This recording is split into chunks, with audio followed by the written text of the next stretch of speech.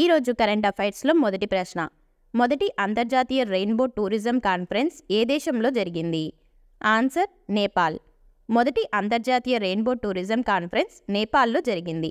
Nepal, Bharat, Sri Lanka, Germany, Spain, US దేశాల నుండి ఎల్జీబీటీఐ సంఘం సభ్యులు, ఎన్జీఓలు, కార్యకర్తలు, రచయితలు ఈ సమావేశానికి హాజరయ్యారు. రెండవ ప్రశ్న. అలీగఢ్ ముస్లిం యూనివర్సిటీకి తొలి మహిళా వైస్ ఛాన్సలర్గా ఎవరు నియమితులయ్యారు? ఆన్సర్ నైమా ఖాతున్. అలీగఢ్ ముస్లిం యూనివర్సిటీకి వైస్ ఛాన్సలర్గా నైమా ఖాతున్ నియమితులయ్యారు. వర్సిటీ 100 ఏళ్ల చరిత్రలో ఈ పదవి చేపట్టిన తొలి మహిళగా ఆమె ఘనత సాధించారు. ఆమె నియామకానికి రాష్ట్రపతి ద్రౌపది ముర్ము ఆమోదముద్ర వేశారు. మూడవ ప్రశ్న. రక్షణ వ్యవస్థలో కొత్త ఆవిష్కరణల కోసం నేషనల్ డిఫెన్స్ యూనివర్సిటీ ఏ దేశానికి చెందిన స్టార్బర్డ్స్ ఏరోస్పేస్తో ఒప్పందం కుదుర్చుకుంది? Answer France. ఫ్రాన్స్కు చెందిన స్టార్బర్డ్స్ ఏరోస్పేస్తో నేషనల్ డిఫెన్స్ యూనివర్సిటీ ఒప్పందం కుదుర్చుకుంది.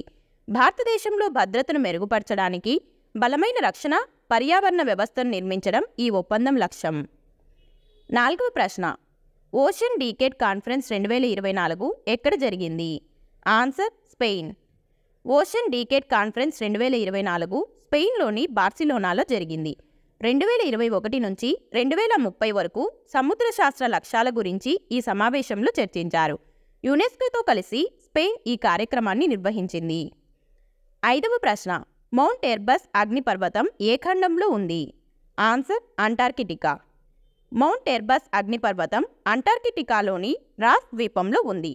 ఇది ప్రతిరోజు $6,000 విలువైన గోల్డ్ డస్ట్ విడుదల చేయడం వల్ల ఇటీవల వార్తల్లో నిలిచింది. మౌంట్ ఎర్బస్ అంటార్కిటికాలో 2వ ఎత్తైన అగ్నిపర్వతం. ఆరవ ప్రశ్న. ప్రపంచ సాహిత్య పురస్కారం గెలుచుకున్న కన్నడ కవయిత్రి ఎవరు? ఆన్సర్ మమతా జీ సాగర్.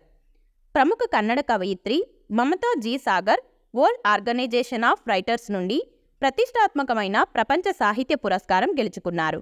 మమత తన కవిత్వం ద్వారా సామాజిక న్యాయం, స్త్రీ సాధికారత కోసం కృషి చేశారు. ఏడవ ప్రశ్న. షాంఘై గ్రాండ్ ప్రిక్స్ 2024 టైటిల్ను ఎవరు గెలుచుకున్నారు? Answer max Verstappen. Max Verstappen Shanghai grand prix 2024 టైటిల్ను గెలుచుకున్నారు. ఈ సీజన్లో జరిగిన 5 రేసుల్లో మ్యాక్స్కి ఇది 4వ విజయం. తదుపరి గ్రాండ్ ప్రిక్స్ రేసు మే 5న మియామిలో జరగనుంది. ఎనిమిదవ ప్రశ్న.